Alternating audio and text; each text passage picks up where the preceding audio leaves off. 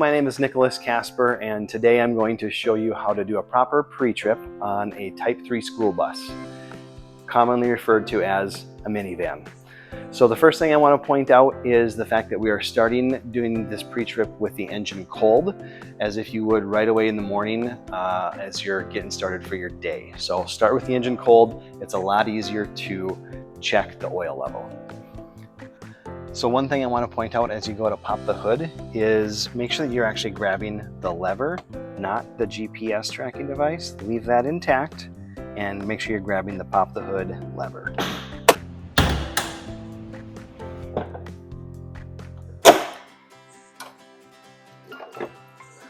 So as you're checking the fluids and everything underneath the hood, I always like to work from the left to the right.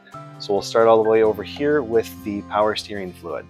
As you can see in the reservoir, the fluid is right near the max, so you're good. As long as it doesn't go below the minimum, you're good. And then you can see the windshield washer fluid here is all the way up to here, so that's golden. And then we'll move to checking the oil. So again, you're checking the oil while the engine's cold and off. Pull the dipstick out, and you can see that the oil level is all the way up to the top of the safe line. If it gets down to here, that's when you want to stop into base and add more oil. Don't let it get below that. So the oil level looks good. I'm going to clean this dipstick off and leave it right here. As I go around to check the brake fluid, the brake fluid level, your high mark is right here, and the low mark is this seam. And if you look inside the brake fluid reservoir, you can see that there's fluid in there right above the low mark. So we're good there too. And then the coolant. So the coolant from a camera angle is really hard to see, so I got a spare reservoir for us as an example. This is not normally red and yellow, but I got it colored so that we could illustrate for you a little bit easier to see where the maximum is and the minimum is. So the reservoir is sitting right here just like this. As you're looking at it from the driver's side, you want to just look at it and make sure that it's somewhere between the maximum and the minimum. If it goes above the max, this will actually boil over and come out here, so it'll go back down to the max. You don't overfill it beyond the max, because it will literally come out on your driveway or at a school when the engine's hot. Don't be alarmed, it's just going to leave a little puddle.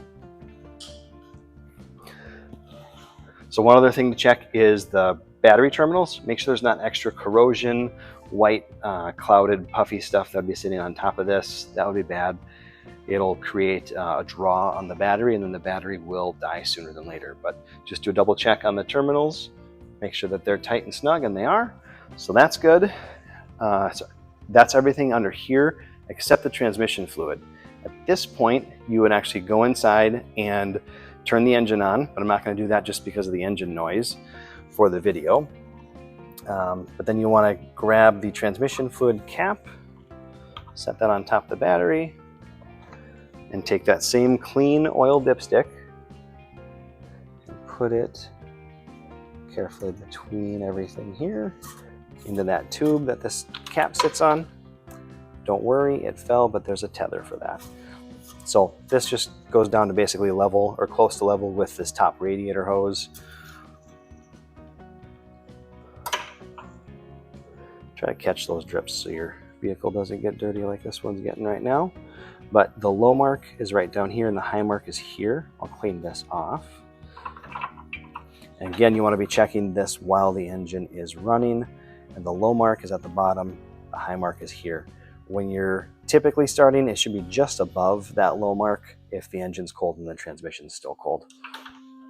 Transmission fluid expands and contracts with heat and temperature, so that's why there's such a big range on that. But again, I cleaned the dipstick off before I put it back in here because we did not want to put transmission fluid in with the engine oil. Oh, and don't forget, like I almost did, the transmission fluid cap. Put that back on. And it only turns a quarter turn, just so you know. When you put your fingers on it, it does not turn more than a quarter or a half turn.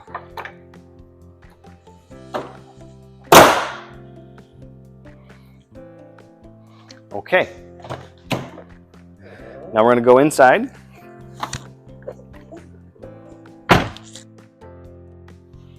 So once you get inside the vehicle, we're going to check multiple things inside the vehicle. The engine needs to be running for this first part. You want to check the e-brake, which I'm going to let you see. You're going to push this all the way to the floor with your foot, push to release. So we're going to push it all the way down and then put the vehicle in drive, which I already did, and then let your foot off the brake and the vehicle should stop. Put it in reverse, the vehicle should stop. And that's your e-brake check. Again, just push this to release it. The vehicle will roll slightly. And once you've done that, it's important that the very next thing you do is check in on the radio. So I'm using a portable today, but same concept applies. 404 to base, just checking in. Good morning, 404. So that's your radio check-in. So all your neighbors are really going to love you for this part of checking the vehicle too. You actually have to do a horn check. It works. And then while you're in here, you want to check multiple other things. We're going to start with the dash. So on your pre-trip form, there's dash indicator lights. You need to check that that is okay. Your dash is okay. There are no lights there. There could be a check engine light, a ABS light, a low tire pressure light, or a light that looks like a vehicle with squiggly lines underneath it. That is the traction control. And while you're looking at the dash, you're also going to look at your fuel gauge level. So you want to make sure that as you end your day every day, that your fuel gauge is above a half a tank. And we want you to do that at the end of the day, so that when you're starting to do your pre-trip and you go to use your gas card, if the magnetic strip is ever worn off, we don't want you to be stranded at a gas station at 6 a.m. We want you to always fuel up after your routes at the end of the day. Then also while we're in here, we want to check the defrost. So I'm going to crank the defrost, crank the fan rather, all the way on, make sure defrost is depressed. And then I'm going to put my hand up near the windshield to make sure we got plenty of airflow. We got plenty of airflow, so that's good. In the summertime, I do want to note that if you're hot and you want AC, you do actually have to depress the AC button. So push the AC to turn that off, turn it back on to make sure that's running properly. And then while you're sitting here, you also want to check a few other things. Check your mirrors to make sure that your mirrors are not cracked or damaged. Somebody didn't steal one in the middle of the night or something like that, but you want to just make sure you've got all your mirrors in place and everything is good on that perspective. And then one other thing that you're going to do is check the windshield washer fluid. So I'm going to depress this so that the washer fluid comes out, and we just make sure that it's operating like it's supposed to. And that's operating great. So once that's done, we like to turn the lights on and do a light check. So when you're checking the lights, you want to make sure that you have both your headlights on. Both headlights are working here. So I'm going to switch to blinkers. You can see that the blinker is flashing on this side. Then as I'm going around on this side, I'm also taking a quick look at the tires. The tire tread's good, rotors are good. I'll show you more about that later. But as I'm going around, I'm also looking at the glass, making sure all the glass is intact. There's no issues with the glass.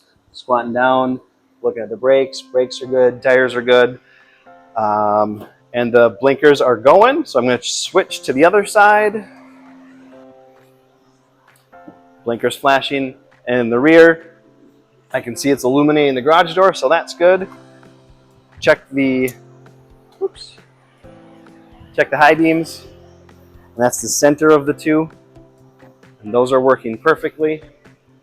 Turn the wiper blades off, and then as you're checking the lights, rather, I'm also checking just to make sure that the license plate lights are on. It's just something you just got to double check and look. 1, 2, both of those lights are on, so we're good there.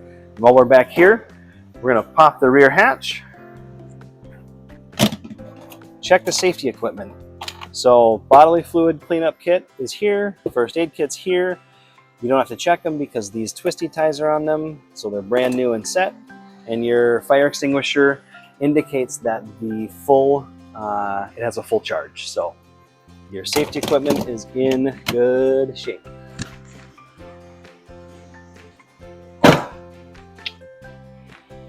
So one other thing we have to check inside the vehicle is actually the seats and the seat belts to make sure that they're functioning properly.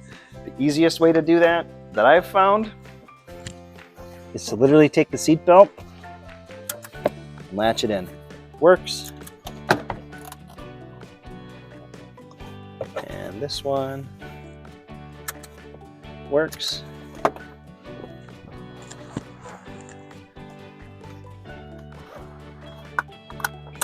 Yep.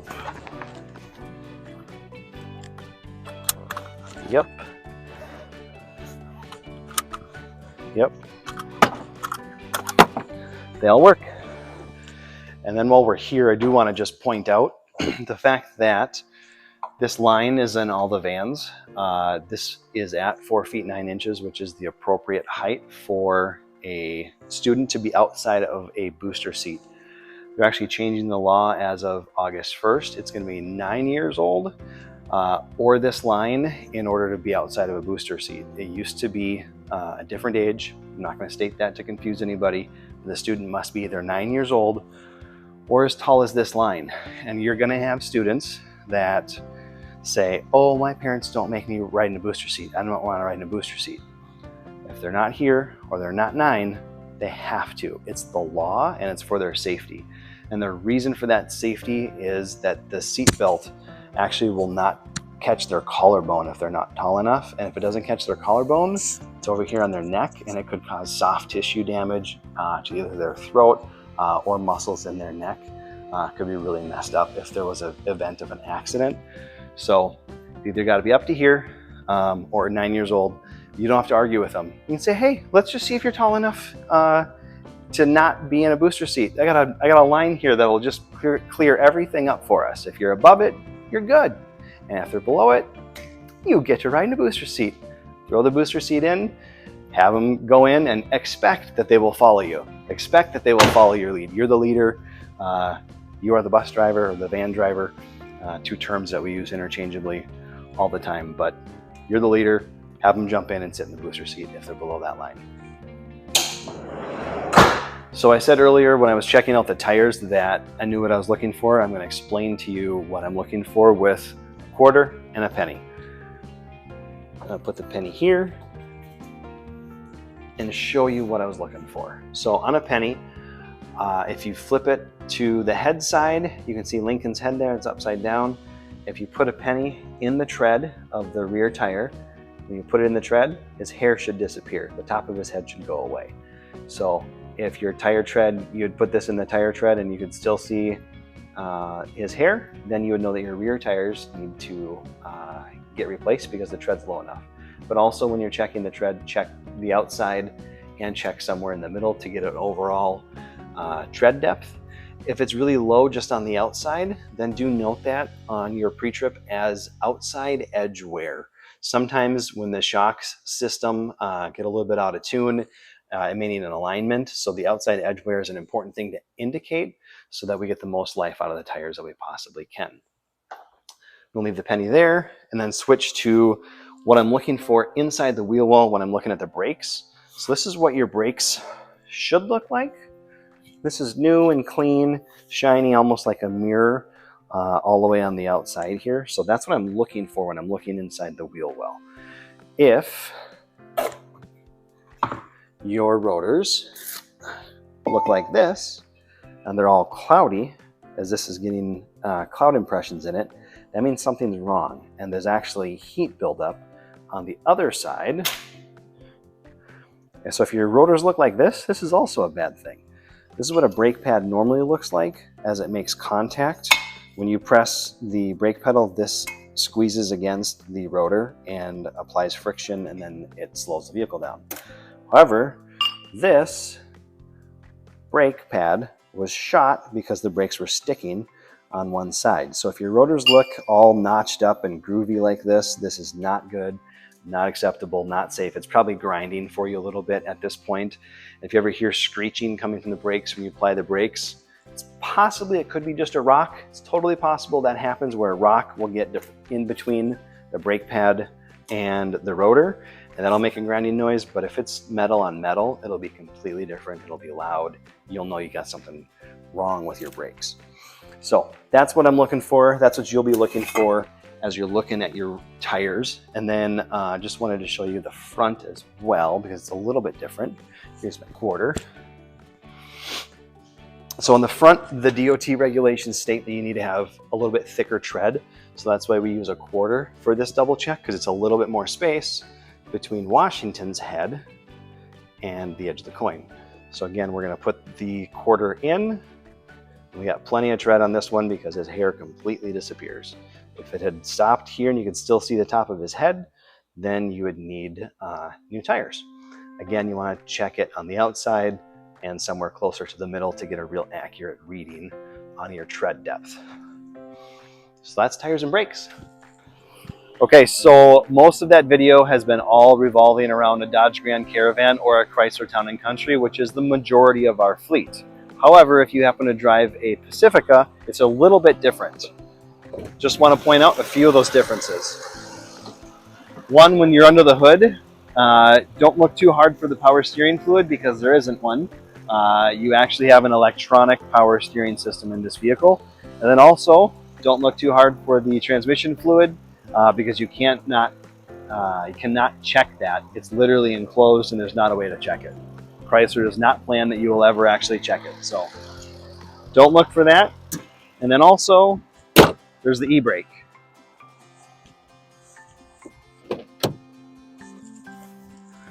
Also known as a parking brake. We use those terms interchangeably as well. So you're going to put your foot on the brake, put the vehicle in drive, and then apply the parking brake. Let your foot off and it should hold in drive and in reverse, and it does. So that's how you check the e-brake. Those are the differences, and that's a wrap. So thank you very much for watching this video. I hope that it's been helpful for you. If you ever need to refer back to it because you want to just do a quick refresh for yourself on anything, whether it's you want to, hey, what did he say about tires, or what did he say about brakes? How do I check my seat belts? Whatever that might be, you'll be able to refer back to this video because we'll have it posted in live for you. So thanks for being a part of the team. And with that, have a great day.